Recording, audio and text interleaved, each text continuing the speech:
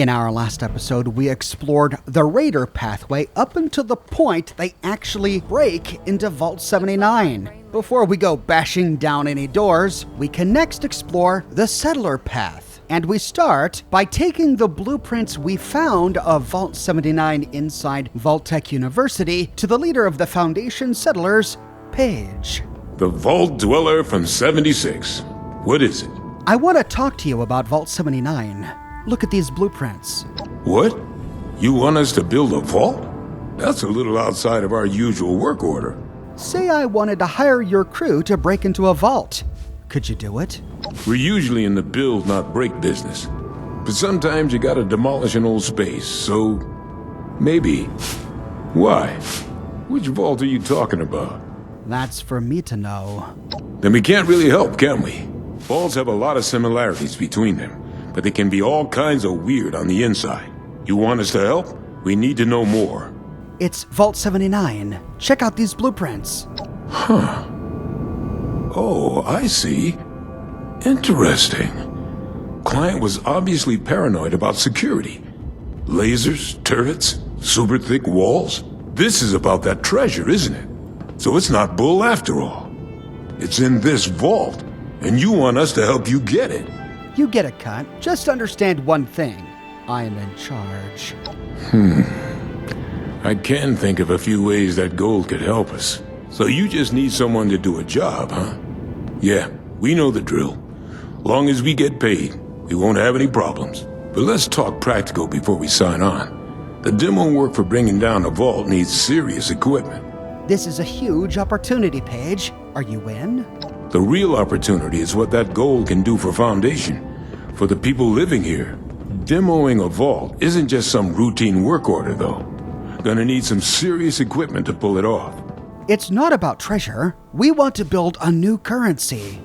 You got some grand scheme to reignite the basis of capital, and all that other money talk the lobbyists on the Hill would always yammer about. That's all well and good. But my concern is how that gold can help us right here, right now. How it can help the people of Foundation. Look, let's say I believe you. A structure like this, you need some serious equipment to do any demo work. What do you think the gold could do for Foundation? It could be used to barter for all kinds of things we need. Supplies, better defenses, materials to build and expand. We could get a real foothold here, not just for today, but for the future. Don't you have something that could do the job already? If it was just cutting, lifting, a little mortar work, we got that covered. But that's not what you're asking for. We need to find a weak point in this structure and bust through it. That means drilling into reinforced lead-lined concrete and steel. You find us something that can do that, we can handle finding the right spot to hit for you. And if I got you that equipment, you'd be on board?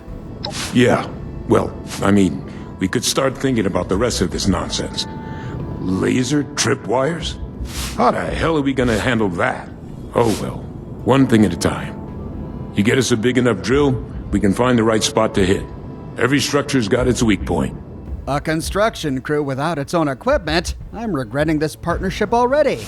Yeah, so am I. You don't like reality? Deal with it. Get out there and find us a drill for this crazy plan of yours. Or, if we've already explored the Hornwright headquarters and discovered the secret of the Motherlode, we find an option to say, I know a drill we can use. The Motherlode. From Hornwright Industrial.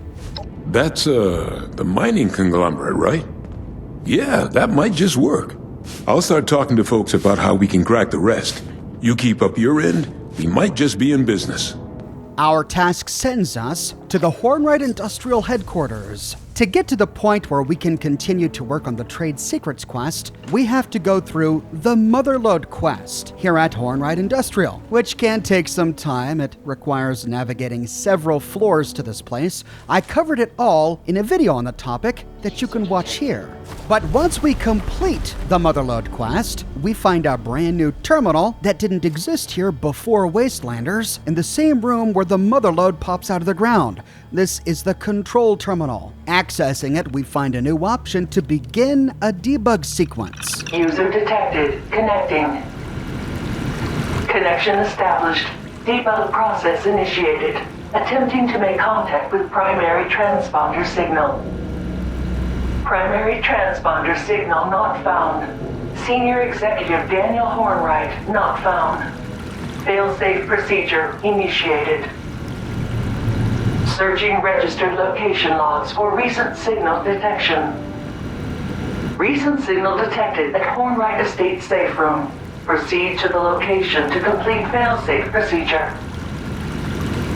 Hornwright Estate and safe room access cards are required for entrance. Motherlode follows. Motherlode picked up a signal at the Hornwright Estate safe room? But wait a minute, the Hornwrights have all gone. They all died, presumably, when the bombs dropped, which is why we don't find any Hornwrights or any Garahans left. I suppose it's possible they could have left. But we've explored the Hornwright Estate in a previous episode, an episode that you can watch here. And during that episode, we didn't find anybody at the Hornwright Estate. Instead, we found a bunch of information that painted a vivid picture of the Hornwright family. Daniel Hornwright was a cutthroat businessman, but he did have a soft spot for his wife, Evelyn. When she died to cancer, he took it hard. He stopped seeing people, he boarded himself up in his office, and he focused far too much of his attention on the Motherlode project. And in fact, it was Daniel who was responsible for giving Motherlode the feminine voice that she has. Some speculated that he was trying to recreate his wife with the Motherlode. His daughter, Penny Hornwright, was a savvy businesswoman and scientist in her own right. And when Daniel began to fall apart after his wife's death, it was Penny who pretty much held things together at Hornwright Industrial.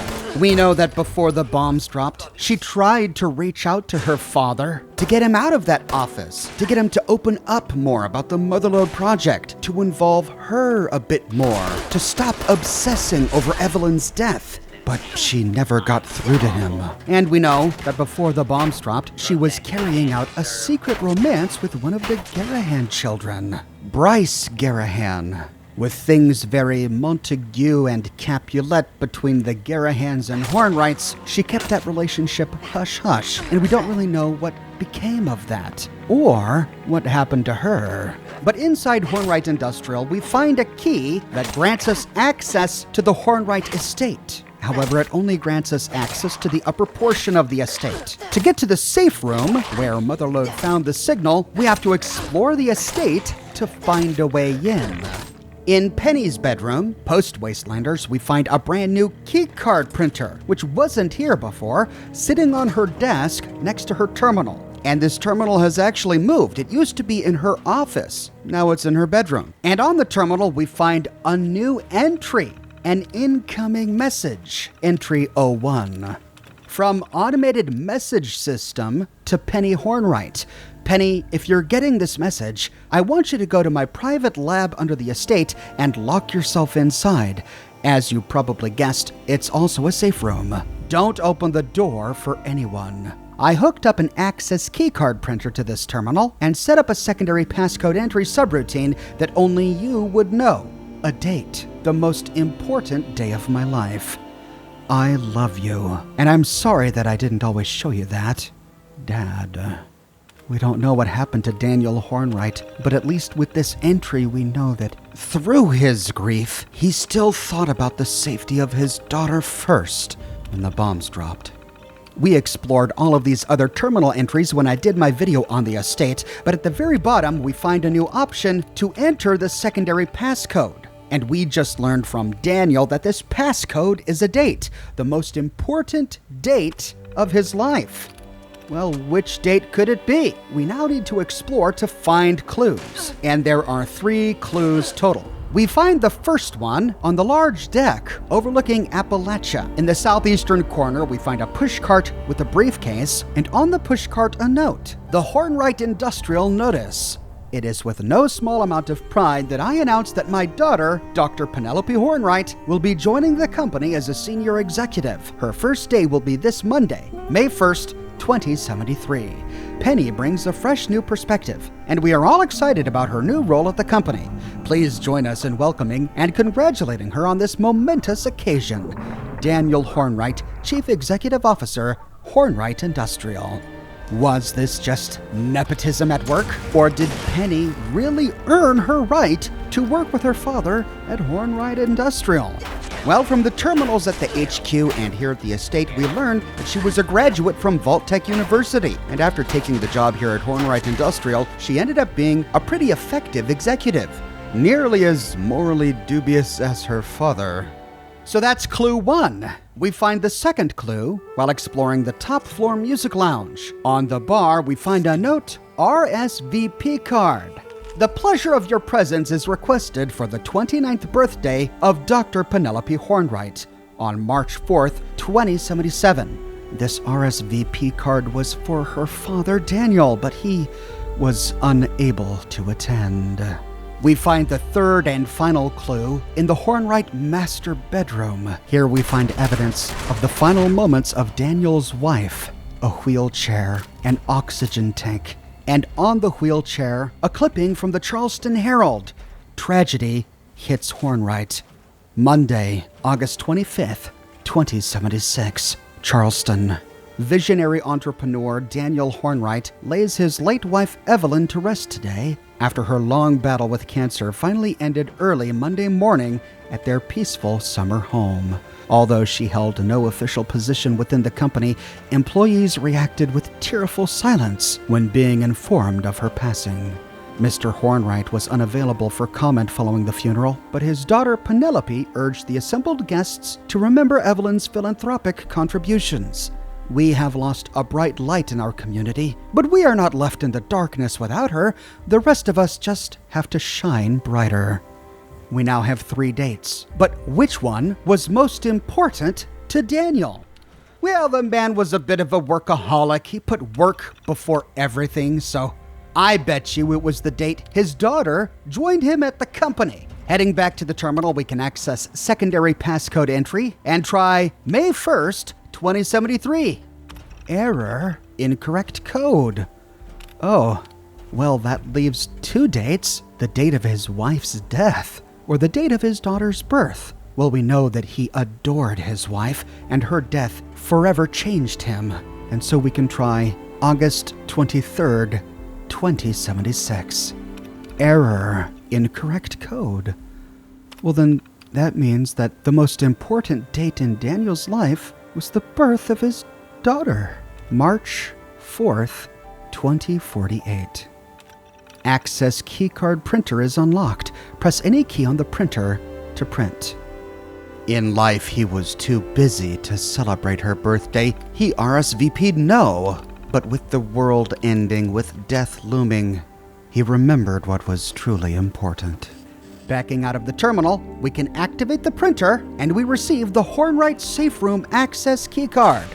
Moving to the elevator in the center of the room, we can at last access the Hornwright Estate Safe Room. At the bottom, the elevator door slides open. The laser grid turns blue, and sliding the card through the ID card reader, we can open the iron wrought gate. On a platform in the middle of the room is a ghoul in a lab coat. And as we get closer... Area clearance detected. Initiating breach procedure. All workers, please evacuate to safe distance immediately. What now? This safe room is a lot less safe than I expected. Breach procedure? Breach complete. Now, wait just a minute. You can't just barge in here, robot. Motherload. Motherload? Oh, of course. I see. This must be some sort of failsafe directive now that I'm back in this area. How fascinating.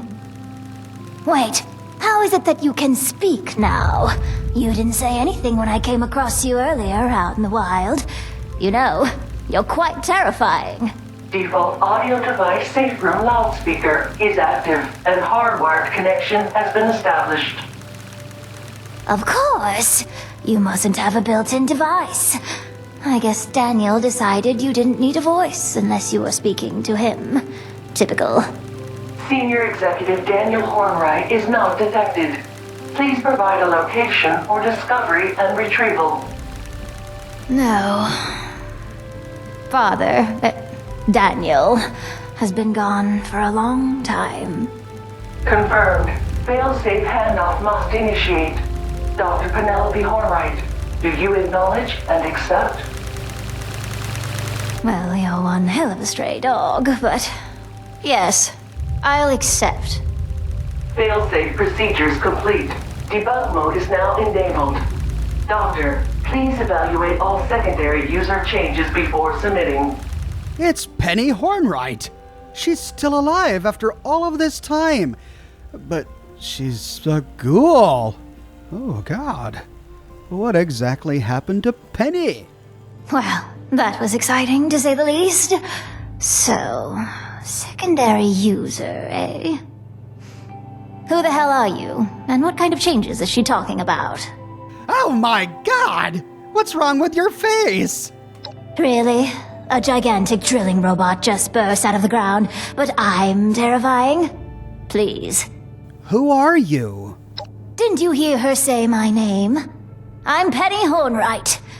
This used to be my home. A long, long time ago. Maybe you should introduce yourself now, hmm? You're going to reprogram the motherlode to do what I want, all right? Oh, okay. Is that all? You want help to weaponize her? Forget about it. I'm the motherlode's friend, but I need your help convincing her to do something for me. Oh, really? What exactly do you need the motherlode's help with? And as an aside, robots don't have friends and don't need to be convinced to do things. If you want them to do something, you need to reprogram them. Robots can make friends. Oh my, you were serious, weren't you? I'm afraid I don't have time to explain this right now. Perhaps later. I want to use the motherlode to break into a vault. Is that all? I assume from that Pip-Boy on your wrist that you're from one yourself. Feeling homesick? You wouldn't joke about being homesick if you'd had to live in a vault. Yes, because the alternative's been so kind to me. Look, nobody's having a good time anymore. It's literally the end of the world. No, it's nothing like that. It's for the settlers that have returned to Appalachia. I don't understand. What do they want with a vault? I saw Foundation on my way back into Appalachia. They look pretty comfortable there. You've been to Foundation? No, I just saw it from a distance. I never want to assume that I'll be welcome. Good way to get shot at. Trust me. They don't want to live in it. It's a secret government stockpile from before the war. There are plenty of government facilities in Appalachia. More if you head north. What's so special about this one? The vault's a giant cache of gold. Name your price. Really? I don't need gold. I mean, it's not like pocket watches are even in style anymore. Maybe for circuitry, but... Look, I'm not saying money is useless. It's not. I just personally don't care much about it. It's full of gold. We want to use it to back a currency and rebuild society. Well, if your new society will allow ghouls like me to join, then I'll help. Otherwise, you can beat it. I've seen plenty of folks try to save the world since things went to hell, and all of them had their problems. Aren't ghouls dangerous? Do I look particularly dangerous? It's the pocket protector, isn't it? I knew it. Why should they welcome you? Because I'm a sentient human being. Obviously more empathetic than most. I didn't need anyone to explain that humans should be treated humanely. Sure. Welcome aboard. Lovely. Beats only having blasted robots to talk to. No offense, Motherlode. So what's the plan? Can't we discuss this later? Sorry, how am I supposed to help you with your vision if you can't articulate it? I'm afraid that's going to be a no, darling. The motherlode can only go to specific places or beacons, so how do we work around that? Well, I'll need a Pip-Boy for a mobile terminal. Not yours, don't worry. I'll need a full construction kit so I can add some extra circuitry. Also, I'll need something I consulted on years ago. A circuitry schematic that could have changed everything if we hadn't blown ourselves up. Okay, but I have some questions. Of course you do. Well? How do you know how to do all of this? Well, I didn't learn it at college, I can tell you that much. It was always a hobby of mine before the war. Nowadays, it's how I stay alive. A robot is always going to be a better shot than I am, and it's no great tragedy if they break down. I can usually repair them. Can you tell me more about the schematic you're looking for? Oh, this? A doctoral candidate named Aaliyah was heading development on it before the war. Brilliant stuff. With any luck, she's in a vault right now. But I'd suggest taking a look around her old home in Summersville. She never used her office on campus. Can't we just use my Pip-Boy? Ignoring the fact that you'd almost certainly insist on wearing it afterward, it's experimental. It could ruin the unit entirely. Also, the changes I need to make would strip out some regular functionality that you probably use, like health monitoring and so on. Can't you just, make it work? No. It would very nearly double in size from the components. Or perhaps you want to have a gigantic club on the end of your arm. Who am I to judge? Do you know where I can find a construction kit? Well, I bet there's at least one in a forgotten corner of Voltech University. Sorry for not being able to be more specific. This vault is the treasure trove that folks say is buried somewhere in Appalachia. Are you kidding? That's a total conspiracy theory. You might as well throw in the Mothman for good measure. Hey, the Mothman is actually real. Yes, sure he is. And I'm a zombie. This isn't some quack theory. I have proof. Maybe you do. I suppose we'll find out, won't we? Okay, I can get you that stuff. I'll install an untethered communication setup while you're gone. That way, we can talk to her whenever and wherever we want. Like any other bot. With that, we've got to track down a laundry list for Penelope. Before we leave, we can explore this safe room. We find a bed here, useful, and of course a bar. Of course, the Hornwrights shouldn't be expected to live out the apocalypse without booze. There's a piano, some furniture, but most interesting, we find a painted portrait of the Hornwright family from just before Evelyn's death. A snapshot of the family, the way things used to be. There's Daniel and his wife, and there we find Penelope, a young 29-year-old scientist. I'm sure Foundation could pick up worse allies out in the wasteland, but can they forgive her for what her family did to pre-war Appalachia?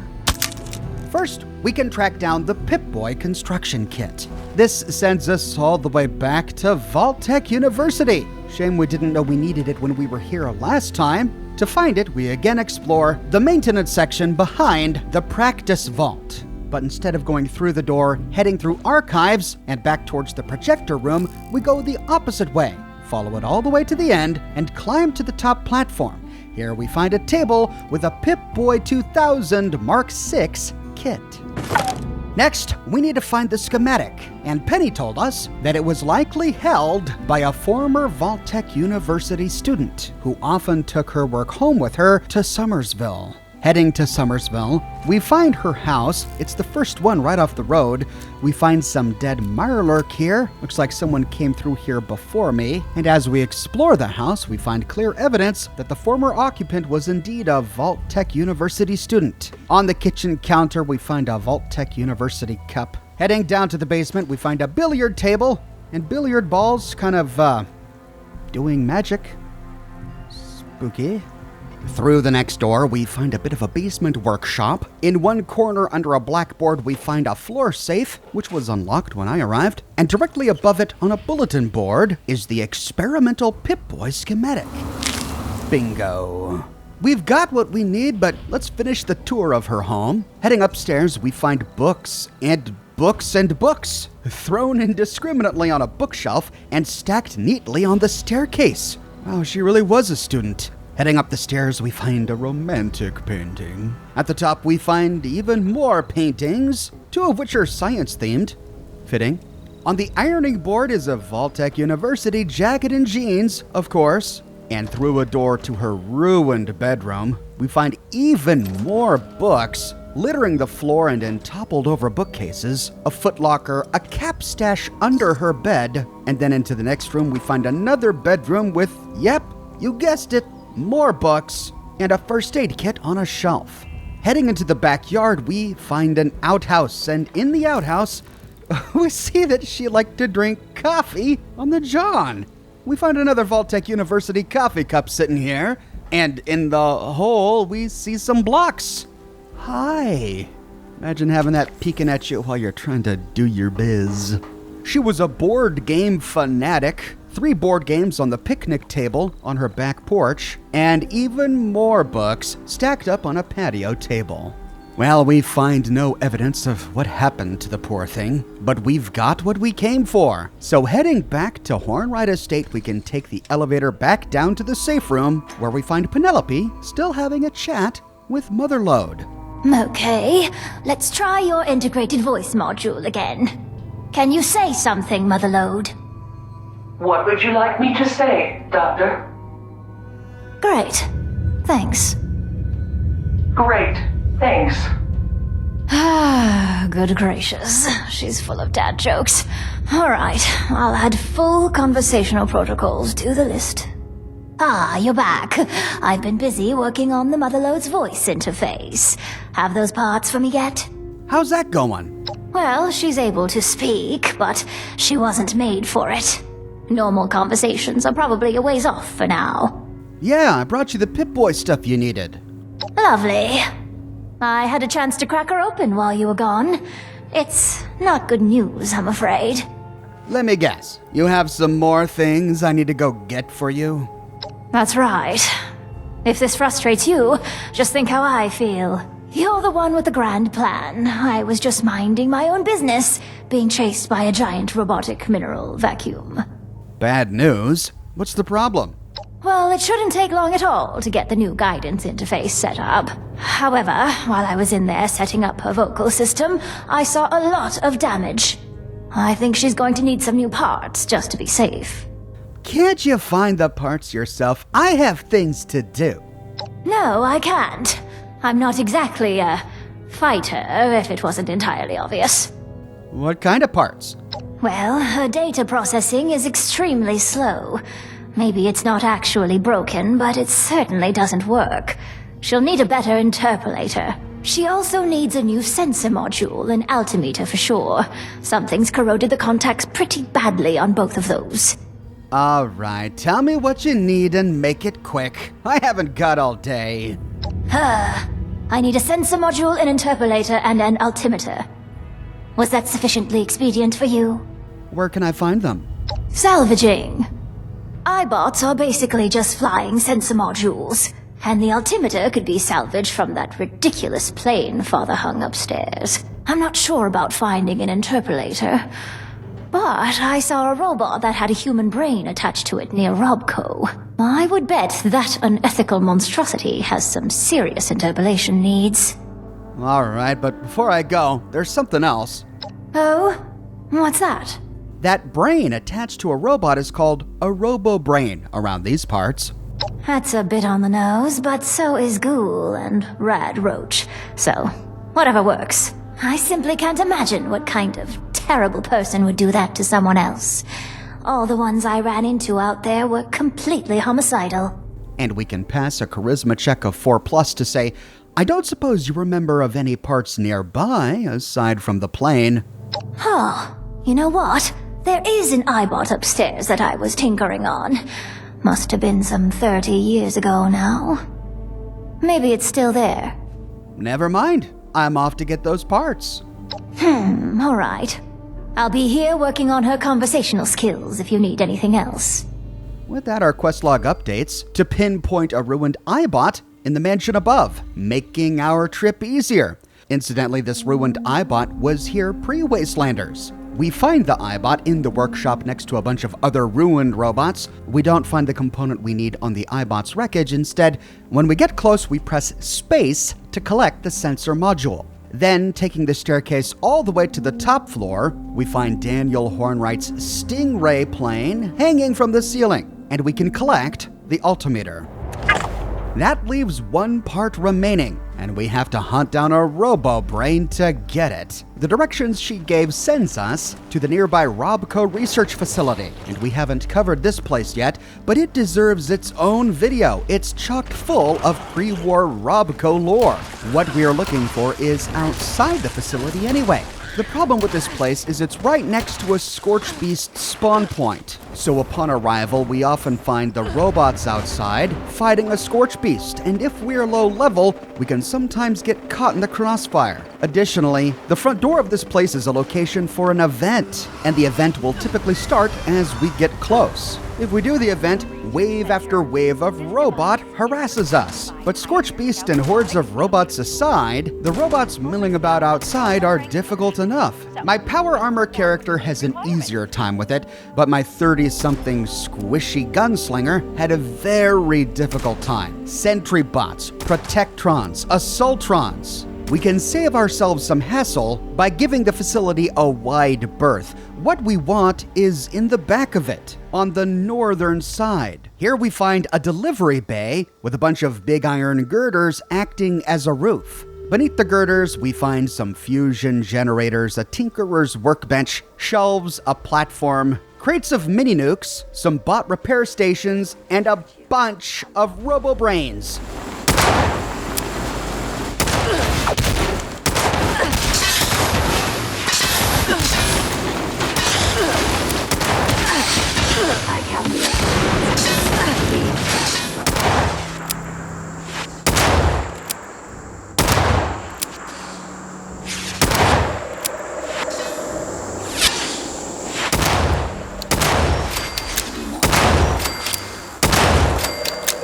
When the Robobrains are destroyed, we can press space while examining any of them to collect the interpolator. Back to Hornwright Estate, we can take the elevator to the safe room to give Penelope what we've found. Thanks. I'll take those parts if you don't mind. I do mind, actually. After this, I'm done fetching things. Ah, noted. Well, once I get those parts installed, she'll be ready. Near as I can get her on short notice, anyway. Do you know where Foundation is? It's where I was originally heading before the motherlode started emerging. It was almost like she was herding me here. I was worried she'd spook the settlers there if she popped up. Or spook them more than I might on my own. Other folks have chased me off before.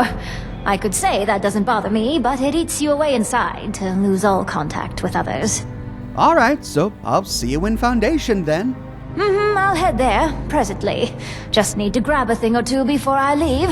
Go over the debug stack from the part install, too. So don't worry about checking back in right away. I'm fairly hopeful she won't have exploded. Reasonably sure she won't. I'll make sure to tell them you're coming so they don't shoot you. Please. I'll wear a gas mask and head straight to whomever's in charge. Let them know that you're to blame for my presence. Okay, see you later. Ta. I'm sure Motherlode's going to have some issues for me to polish before your mission, but nothing I can't manage. With that, Penelope heads back to Foundation, and we can head back ourselves to check in with Paige. But sadly, I'm all out of time. We'll pick up right here where we leave off in my next episode. I publish new Fallout videos every week on my channel, so if you don't want to miss that episode, be sure to subscribe and to click that bell notification button. If you have already but you still feel like you're not getting your YouTube notifications, consider following me on Twitter at Oxhorn. I update Twitter manually with every new piece of content that I publish. I've got a shirt shop with completely unique designs that you can't find anywhere else. My designs come on shirts in a variety of men's, women's, and children's sizes, and in a wide array of colors. You can find them on other products as well, like smartphone cases, pillows, posters, mugs, stickers, prints, etc. So if interested, you can find a link to my shop in the description below, or you can click here. If you like what I do and you want to support me in a more personal way, consider becoming a patron on Patreon or a member here on YouTube. YouTube members and patrons on Patreon are becoming increasingly important as YouTube continues to make platform changes that make the future of YouTube monetization uncertain. So to all my YouTube members and my patrons on Patreon, you have my sincerest thanks. I couldn't do this without you. But more than anything, I'm just so glad you're here watching this video with me today. Thank you so much for watching, and I'll see you soon with more brand new videos.